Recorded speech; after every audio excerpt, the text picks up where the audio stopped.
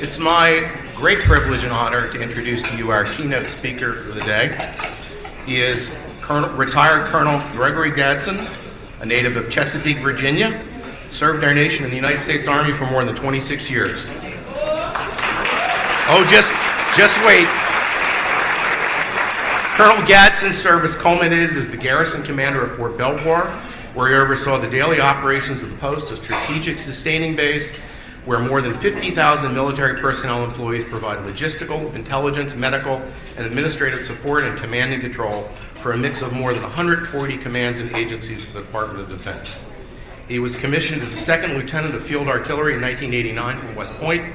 He has served in every major conflict of the past 2 decades, including Operations Desert Shield Storm in Kuwait, Operation Joint Force in Bosnia-Herzegovina, Operation Enduring Freedom in Afghanistan, and Operation Iraqi Freedom. I give you Colonel Gadson. Thank you, Cal.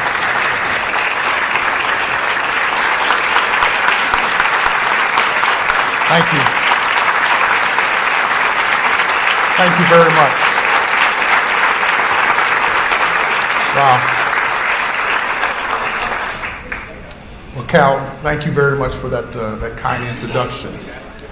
I always get a little bit more pressure when the crowd stands up before they even hear me talk. So, but I appreciate the very warm welcome.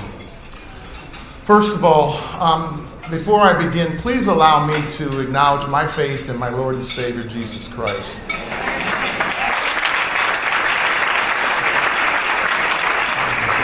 I truly know without His grace and mercy, I wouldn't be here today. Well, good afternoon. It's really a pleasure to be here amongst the combined federal campaign team. It is truly humbling. It's a program I've known about since I joined the Army in 1984. So it's finally kind of neat to see the people that are making this program work. And so and more importantly, I just want to thank you all for what you do. I'm sure, I'm positive that I have benefited from the efforts of this campaign as I was recovering from the wounds I sustained in Iraq. So thank you all.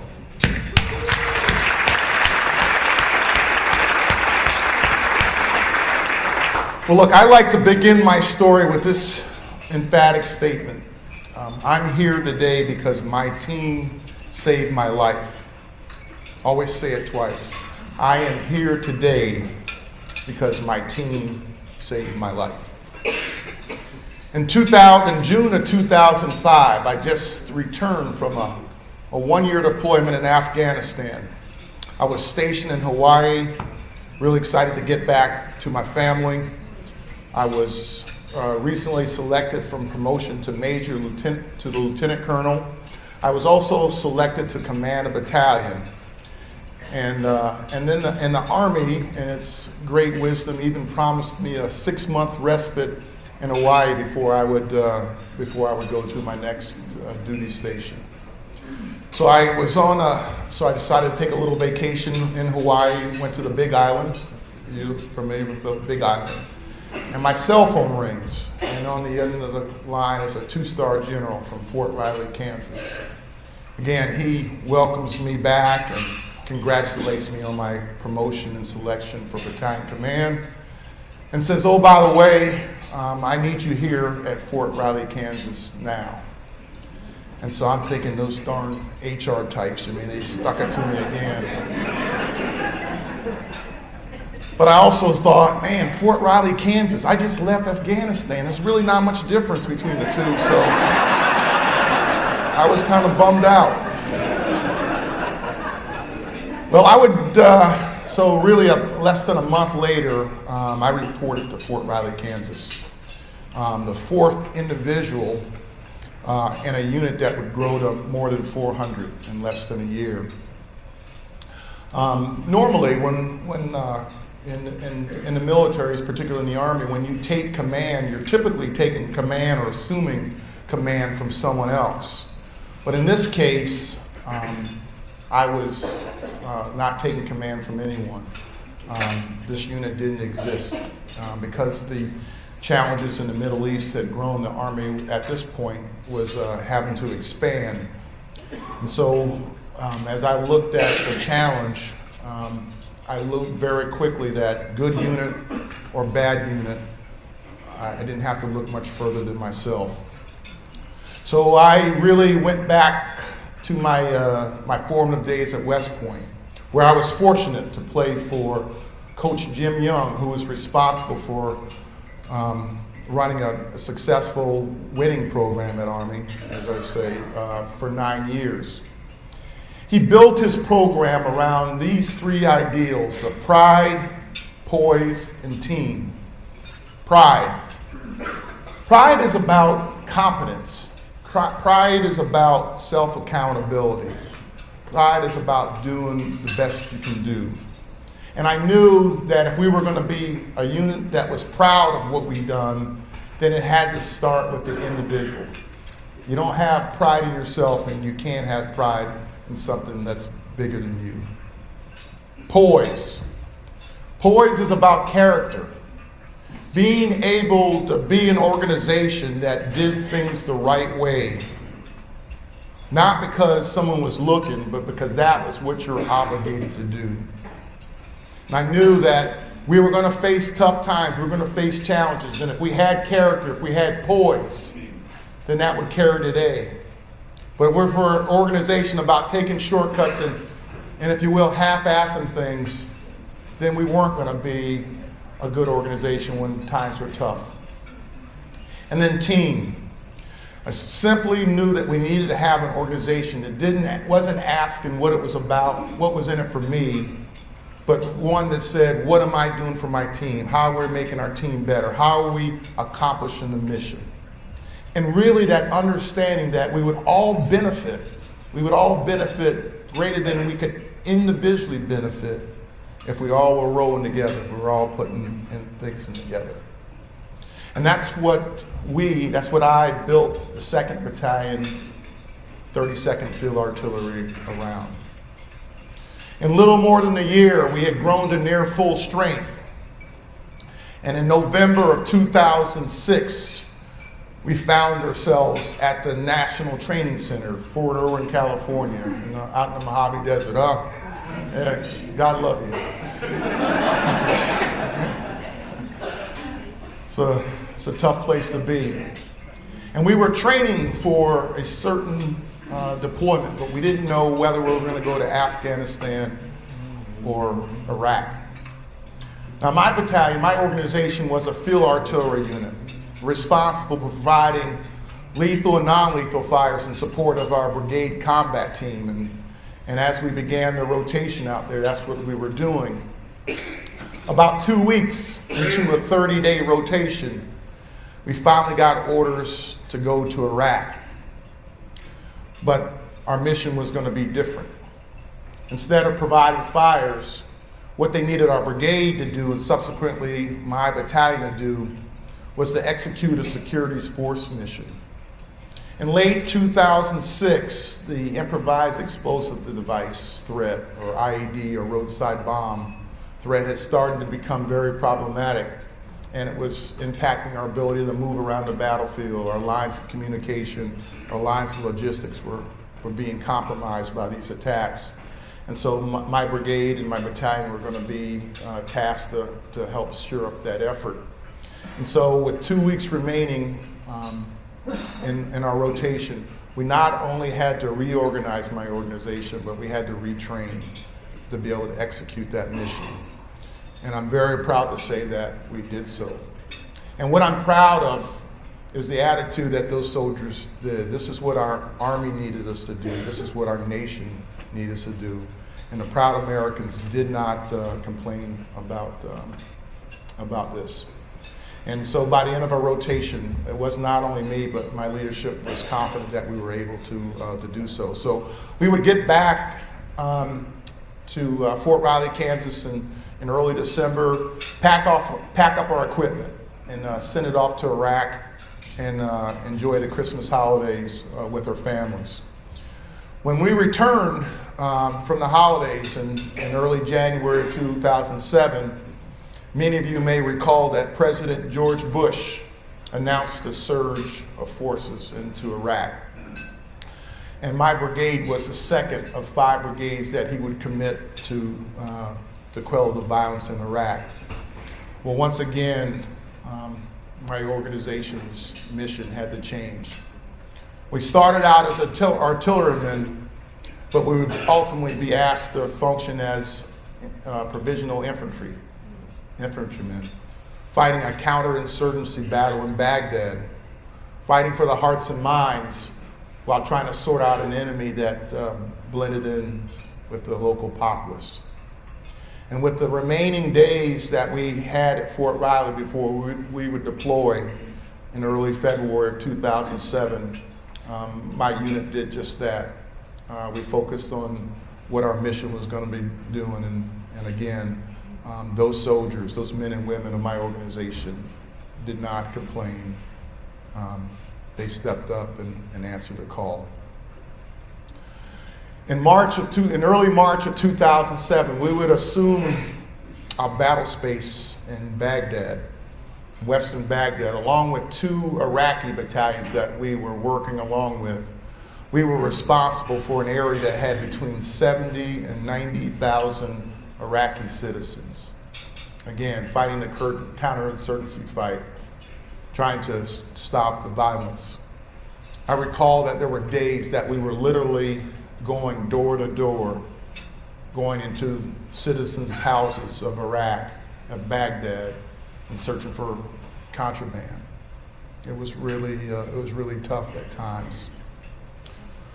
Well, there were a lot of tough days, as you can imagine, in a very violent period in Iraq, but none more tough for me than on the night of May 7th of 2007. Nearly 9 years ago, I recall, like yesterday, returning from a memorial service for 2 soldiers who had given their lives that were assigned to my brigade. One was 24 and one was 19. I remember it because my heart was heavy, trying to make sense of these young men who are no longer with us, who paid in full measure, trying to make sense of what their families were going to go through, and realizing that their dreams would not come true. When my vehicle was hit by a roadside bomb, the blast lifted my 15,000-pound vehicle off the ground and ejected me out onto the road, where I remember coming to a rolling stop. I knew it was serious, but I didn't know what was wrong with me. I know I was just laying there on my back and I couldn't move. And I remember saying, God, I don't want to die here. And then I lost consciousness. I was fortunate that First Sergeant Frederick Johnson, following in the vehicle behind me, who saw my vehicle get hit, and when it came to a stop, got out, and he was actually the first to realize that I was missing. And he began to search the Baghdad darkness and ultimately found me unconscious, lying in a pool of my blood nearly 100 meters from where my vehicle stopped. And a young man, a young 19-year-old soldier, Private First Class Eric Brown, would put the tourniquets on my legs, a fact that the doctor saved my life. Now, what was profound about this young man, Private Brown, was that 4 months earlier, he was a nuclear, biological, and chemical specialist in my organization. He was responsible for taking care of the NBC equipment that we used to call it Nobody Cares, but that's what his job was. That was what he was trained to do when he came in the Army. Well, as fate would have it, the medic assigned to my personal security detachment would slip on some ice and break his ankle in early January and would not be able to deploy with us right away. So we did like any organization, we asked for a replacement. But the Army, because of the surge, didn't have another medic to replace him. So one of my senior non-commissioned officers came to me with the suggestion of sending Private Brown to a 2-week emergency medical course at Kansas State University. A 2-week EMT course at Kansas State University. And he would literally finish that course just days before we left to Iraq. Well, that young man saved my life. That young man saved my life.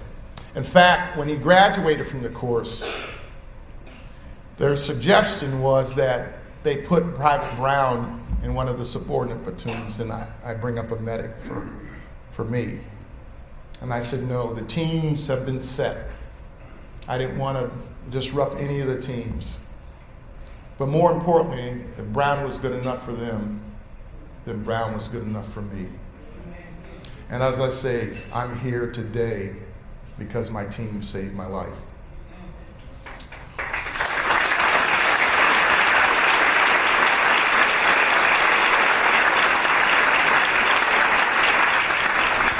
On the 8th of May, I was evacuated from Baghdad to Balad, Iraq, and on the 9th of May to Longstuhl, Germany. And I would arrive at Walter Reed on the 11th of May, still with my legs, but obviously very badly damaged, on a feeding tube, very disoriented, and just not in a very good way. On the 18th of May, while I was in the intensive care unit at Walter Reed, the blood vessels in my left leg could no longer sustain blood flow, and the doctors had to take my left leg to save my life. A nurse who was on duty in ICU was the one that realized that I had started to bleed to death. She actually pulled her belt off and put on my leg to keep me from bleeding to death, and the doctors say I'd lost so much blood that I had started to turn gray. I'm still trying to imagine that, but that's what they said. The next day, the same thing happened to me, but the doctors were able to pull a vein from my left bicep and put in my right leg and save my right leg.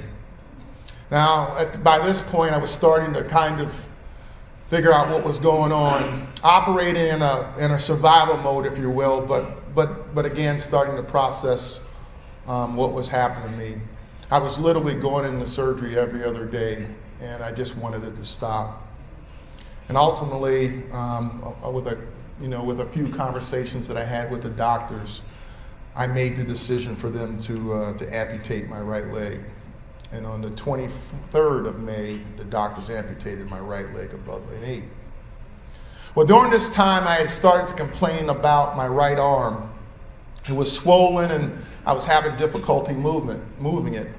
And actually, the morning that they amputated my right leg, they actually bought x-ray machines in my room and re-x-rayed my arm. So when I came out of surgery, they told me that my upper arm and elbow, radial head on my right elbow, were broken, and it would require additional surgery to repair it. So while my body was clearing the infection, because they were going to have to put hardware in my arm, they had to wait till the rest of my body cleared up from the infection from the blast. About a week later, they operated on my right arm, and as a result of the surgery or complications from the surgery, I sustained not only damage to my radial nerve, but also to my ulnar nerve, and so I lost the use of my right hand. And then over the next 2 weeks, I would gradually lose my ability to bend my right arm because my elbow essentially froze up. So I couldn't even wheel myself in a wheelchair. That was the straw for me that broke the camel's back. I mean, I think back at it, and barely a month before, I was 210-pound, strapping young man, handsome. Not really.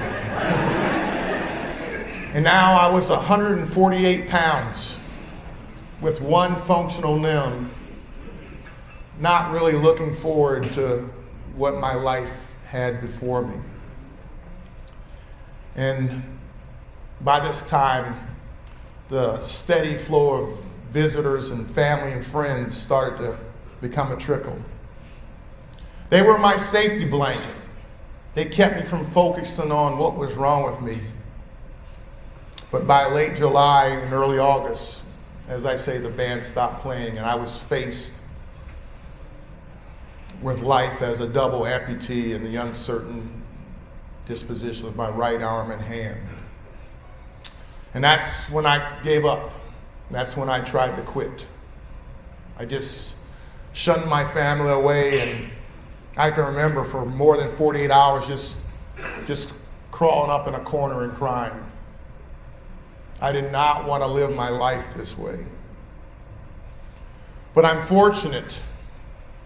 I thank God that that wasn't my character. After all, I couldn't even quit right.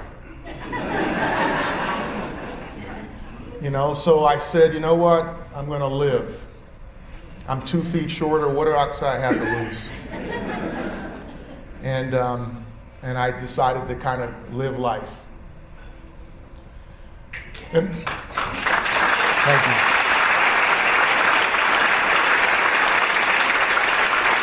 So in early August, I took a trip. My first trip from Walter Reed was to Vail, Colorado, a program run by the Vail Veterans Program. And 2 profound things happened to me there. First of all, I horseback rode, I whitewater rafted, I did some fly fishing. What I found out was I could live my life. I could do all the things that I wanted to do. I might have to do them differently, but I could do them.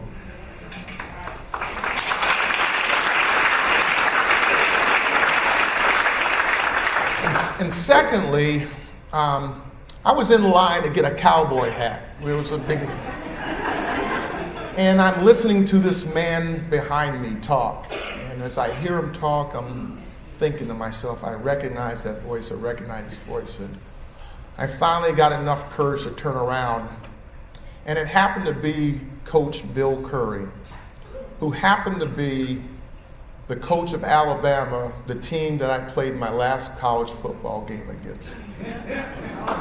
We lost 29-28, but we covered the spread. So hold up on that Roll Tide.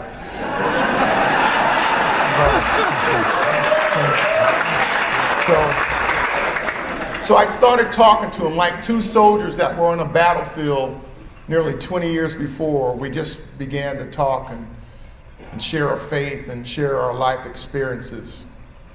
And I remember one of the last things that Bill said to me as we were talking is, he said, young man, you have a story to tell. You have something to share with the world, and you need to figure out how to do it. And so as luck would have it, or as fate would have it, in September, football season had started, and the New York Giants started out 0-2. But one of my football teammates and classmates from West Point was a wide receivers coach on the team. And they were coming to town, 3rd game of the season, to play the Washington Redskins, who were 2-0. And Mike called me up and said, Greg, I would like you to want to see if you would be willing to speak to the team. And we had spoken the day before, and he had asked me if I wanted tickets, and I said, sure, and he gave me 4 tickets. So he called me back the next day. He asked me if I'd be willing to speak to the team. I was like, sure. I think he set me up. So I said, sure. So he ran the idea by Coach Coughlin, and ironically, Coach Coughlin had never let anybody outside the Giants organization address their team. And oh, by the way, this is the first time that I had talked to a group outside the Army. And so Saturday night before the game, I spoke to the team, sharing much of what I share with you this afternoon. And so the game was the next day, and as the game would start out, the Giants fell behind, and the score at halftime was 14-3. And I'm thinking, boy, I'm not a very good motivated speaker. But the Giants would rally, ended up winning the game, I think 24-17, and many of you all may remember. And the Giants went on to go on a 10-game winning streak on the road, a record that still stands.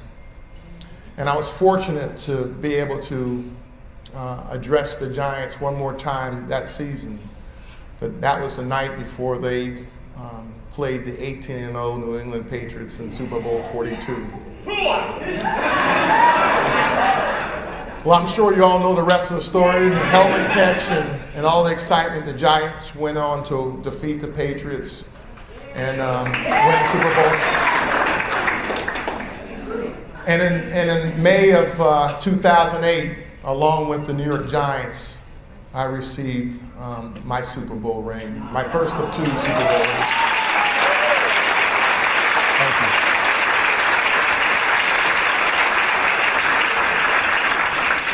And that same month, I started grad school at Georgetown University. So I would well, don't clap about my academic standing. That's not something to clap about. I would graduate in 2009, and that's when I decided to petition the Army to stay in. I realized that what survived was what was up here and what was in my heart, and I still felt like I had something to offer as a soldier. After all, the Army wasn't really paying me for how fast I could run anyway. So in early January of 2010, the Army approved me to stay in and continue my service. 3 months later, I got a call from Peter Berg. Many of you may know, if any of you have seen Lone Survivor or Friday Night Lights, he was a Hollywood movie director. And he gave me a call and asked me to be in his movie. And, as true to form, I kind of said, sure, why not? And I didn't, I kind of really half-heartedly said that. I just said, maybe they'll fly me out to Hollywood. I'll do a couple of screen tests and we'll find out this won't work out and it'll be the end of it. Well, I wouldn't even go out to Hollywood to do a screen test. So Peter flies to D.C. and asks me to join him at Redskins practice. That was a real awkward moment. Yeah, Dan Snyder's not real, he's a grumpy old man. He's a grumpy man. I hope you wore your Giant shirt that day. I didn't. I wasn't quite that bold. Not that day, but I did on another. That's another story. But, and I ended up doing my screen test with the director in Dan Snyder's office, and he said, hey, you'll work. And so literally, this was in June of 2010, and in August of 2010, I was filming in Hawaii. Now, my point is not this, not these neat stories or these things that have really I've been very blessed and fortunate to have happen in my life, especially after a life-changing event. It's really about the attitude of being the best you can be. I realize, more in my life than I've ever realized that change is inevitable. And all we control are our thoughts, our attitude, and what we do. And we can embrace this change or we can fight it. Do we fight the plan or do we fight the enemy? The mission is still the same. You all serve those charities. You all serve those that need for the federal government. And that mission won't change. But how you do it and the way you do it is really about you, really about your character and the belief of what you do. There are going to be tough times and there are going to be things that change, but you can fight this change or you can embrace it. And what I can guarantee you is that when you embrace this change, you will find opportunities. You will find ways that you can make a difference. It may not always be what you think it's going to be. It may not be what you always want it to be.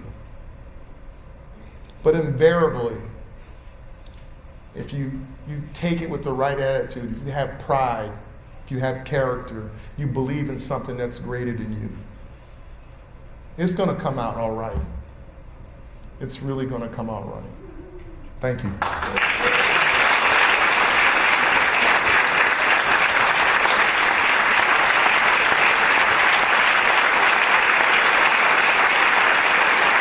Thank you.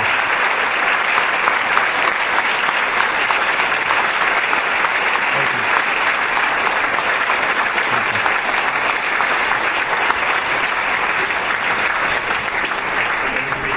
Thanks. I think are you willing to pose for picture? Yeah, I think we were going to do like a question and answer, right? Okay. Yep. So we're going to open the floor for some questions, I guess. I guess you have to come up to the mic, though, so they can. No questions? Not a question, but thank you so much for your service to this country. Thank you. I'm sure I express the sentiment of everyone in this room that it's amazing people like you that make this country great. Thank you.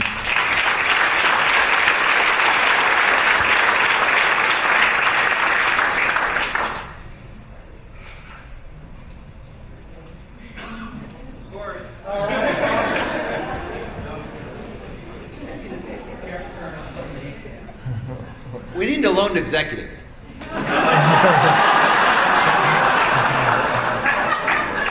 Interested? It doesn't pay. I got enough non-paying jobs now. Thank you for your service. Yes, sir. Thank you. Hello. Yes, I'm just ma'am. curious about the self-talk that you experienced or you went through in order to get you to where you are today, to get you out of that dark place and bring you back into the light. Well, as I acknowledged my faith at the beginning, it really starts there.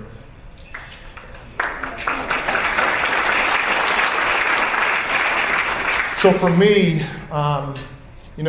when something like this happens, and you go, God, why me? Why did I live? Why did you do this to me? And I eventually came to the conclusion that, this happened to me because somebody was trying to kill me. And I accepted that. But he tried to kill me. But did he kill my spirit? No. And so I was going to live beyond this. And so there are so many things, and we all know in here, there's so many things that happen in our life that we can never have an explanation for. We have to accept that on faith. But what God has told us is that no matter whatever happens to you here, I've given you enough strength to get through it. And if you believe that, and you accept that, then you just have to plow harder. Yes, ma'am.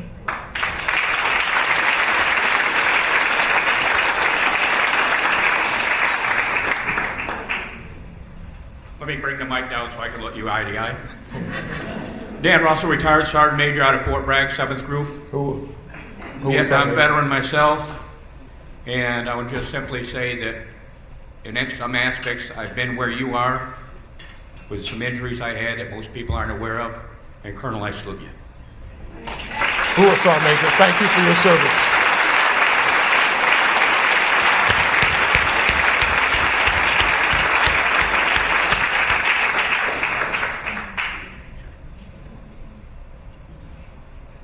If you want to come to the real Army, come to Fort Bragg. I was there 5 years, 82nd Airborne Division, 93, 98. I'm a master parachutist. Jump master. 568 Santa Claus, brother. 75, I'm sorry. You got me beat, sorry. So you're saying you're still a cherry? Against you, yes. My question is, when you decided to stay in the Army and continue to work, are there other programs like that for people that get injured in service? And then, because what we think of is the Veterans Administration and all the problems they're having, but I see you up here on the stage and you're obviously doing very well. Are there other programs like that that have been instituted to help people continue being in what they've trained for? Right. Well, the Army's program was called COAD, Continuation on Active Duty, and they have one COAR, Continuation on Active Reserve. I don't know the exact program names for the other services, but they all have, all the other services have something similar. Man, what I've actually found, and I've spent a lot of time at Walter Reed, and not only on my own personal recovery, but my first job was actually as the director of the Army Wounded Warrior Program, and so I made it a point to make sure that that service members, particularly soldiers, knew that you could continue to serve. And I would just say the vast number of them actually didn't want to continue service. Now, I was wounded at 17 years of service, and I enjoyed being a soldier. I knew I wanted to be a soldier. I'm not so sure if I was a captain or a lieutenant if that would have been my decision. And so I kind of understand those decisions because it's a long way to kind of look and see yourself doing that. And the other thing is, they would say, I came in the Army to do this, I came to service to do this, and I said, okay, well, that's one thing you can't do. There's 200 other ones you can do. So don't close your mind to that. And I tried to sell and preach that as much as I can, but they're younger and less experienced in a different place, and so it's a challenge. With respect to the VA, what I do know is that they have a number of programs, vocational rehab for those that really are seriously wounded and have to make an abrupt change in life to find another skill. A lot of other ones already have skills that can transfer. They just need to go to college or whatever, and the GI Bill is there. So those programs are working effectively. Can they be better? Yes. This is kind of a little bit of a joke, but I actually applied for the vocational rehab program, and they said, that I'd already had too much school, and they said they denied it. So I'm like, really? So there's some bureaucratic changes. It's not perfect. I think by and large, the organization is trying to work through a lot of change, just like you are, and sometimes change can be slow. Yeah.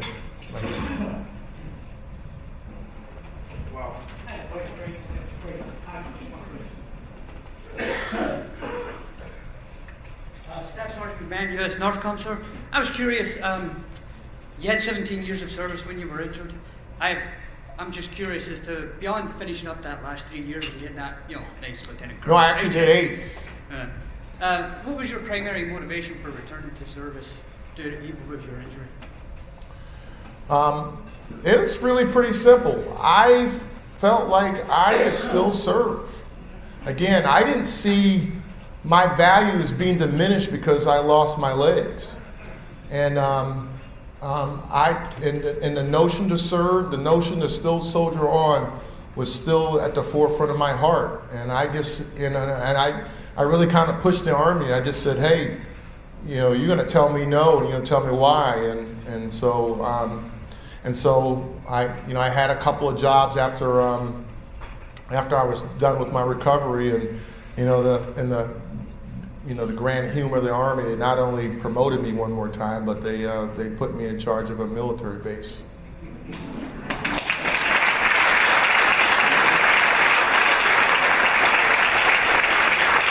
Well, we'd like to thank Colonel Gadson again for speaking to us today and inspiring everybody. Thank you so much, Colonel.